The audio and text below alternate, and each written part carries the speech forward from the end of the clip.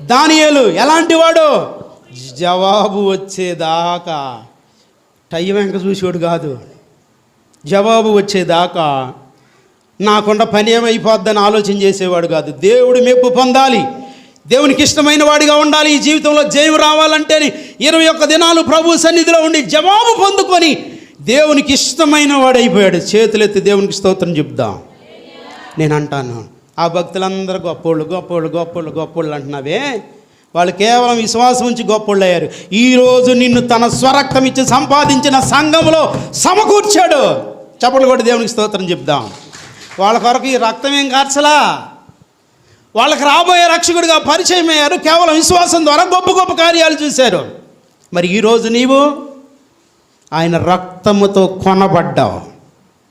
ఆయన రక్తంతో కొనుక్కున్న తర్వాత ఇంకా నాకు లోకంతో సంబంధం